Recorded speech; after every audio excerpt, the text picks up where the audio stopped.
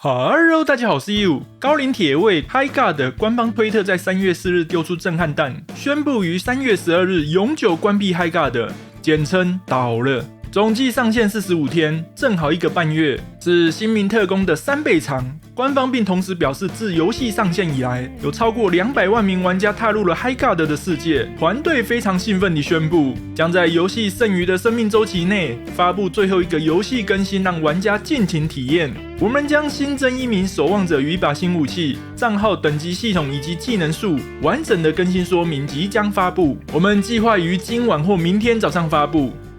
團隊非常興奮地宣布。好吧，至少做出來的新東西有時裝。這個官服消息來得既突然又不那麼突然，畢竟一款對戰遊戲人數如果短時間流失 99% 的玩家，最低人數只有100人的話，要繼續維持顯然相當困難。U 也提早去體驗了這款 TGA 壓軸大作，實際心得大家可以參考這部影片。雖然這段時間很短暫，不過 HiGod 的場外花絮可比遊戲精彩多了。最大的花絮當然是 HiGod 上 TGA 壓軸，被玩家只得不配位。TGA 主持人傑夫堅稱 HiGod 就是神作。遊戲上線前，傑夫在推特發了一張侏羅紀公園的迷因圖，囂張地寫：48小時後，我等着接受你們的道歉。因為 TGA 預告片被罵翻，他覺得遊戲上線會打玩家臉。確實，遊戲上線之後，一度接近10萬個玩家同時上線，不過不到1天時間就流失了80%的玩家，並且再也沒回升過。遊戲爆死後，他立刻發了魔法奇緣的迷因圖，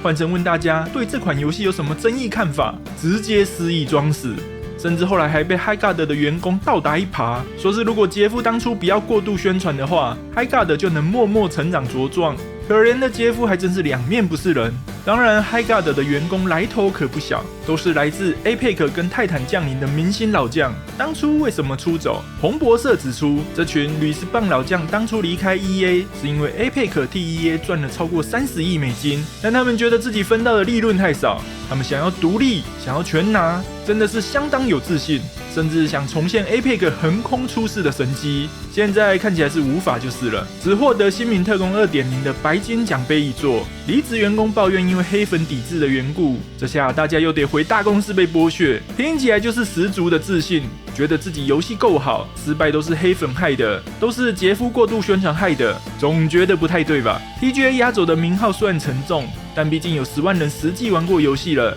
遊戲真的好玩，不會80%以上玩家光速棄坑。知名記者 Jason 訪問過10位前員工，揭開了這場2億美金車禍的真相。Waylight 的高層因為曾經成功打造過 Epic， 產生了嚴重的幸存者偏差，以為自己能重現 Epic 神話。他們拒絕了內部提出的先進行公開 Beta 測試的建議，堅持要在 TGA 上搞無預警上線，想要一舉震驚世界，深信玩家會對他們的天才設計買單。比方說那個被很多人吐槽的奇幻世界玩槍戰的風格，直到上線前工作室內部都充滿着我們絕對不可能失敗的盲目自信，跟當初新民特攻開發工作室一模一樣。結果1月26日上線1周後流失 90% 玩家，基層員工還以為能有幾個月的時間可以慢慢更新慢慢挽救，不料2月11日高層直接宣布沒錢了，裁員80%員工，一大堆員工捲鋪蓋走路。可是為什麼裁這麼快呢？原本如果 Waylight 真的是獨資公司的話，再怎麼樣也是營運幾天是幾天，難不成已經花的幾億美金直接扔水溝嗎？沒想到之前就被 IGN 等外媒挖出 Waylight 背後未公開的主要金主是騰訊旗下的天美工作室群。有人投資跟獨資不一樣嗎？如果 Waylight 跟聲稱的一樣，是一群老將集資成立公司追求獨立，那他們可能就是抵押房子籌錢，退休金全部梭哈，一定不敢搞什麼橫空出世的神蹟，或是去花100萬美金買 TGA 壓軸展出，只會老老實實開搶先體驗，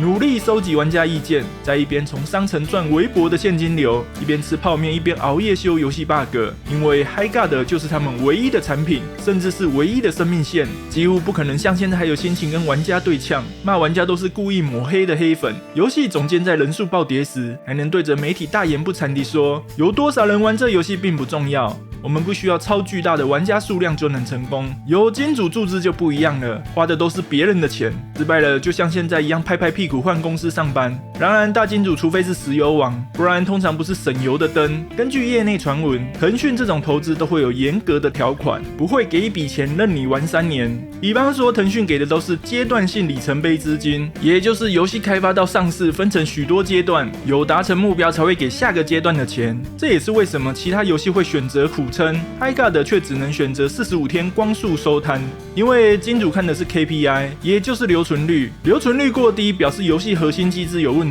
當 HiGard 上市，玩家一天就從10萬人崩盤到剩1萬多。當騰訊看到開服1周玩家流失90%後，判斷遊戲沒救了，就毫不猶豫停止下個階段的資金。尤其是免費遊戲的賺錢邏輯是漏斗模型，10萬個玩家只要有10%的人留下來，並且這1萬人每個月花$10買造型，工作室就能活。但 HiGard 因為機制縫合太爛，玩家不是流失50%，而是在1周內流失了90%以上。這對金主來說意味着漏斗底部破了一個大洞，根本沒有人會留下來當課長。失去資金導致工作室瞬間沒錢，只能一口氣裁80%員工。這群矽谷老將每個月的薪水加上伺服器費用，開銷高達150萬到200萬美金。別說下個月的薪水發不出來，連電費都繳不起。所以其實也不是他們選擇裁員80%員工，是他們只能裁員80%員工，然後火速拔管放棄治療。那如果不要在 TGA 當壓軸，像離職員工說的，讓遊戲慢慢起步，一開始只有1-2千個玩家就能活嗎？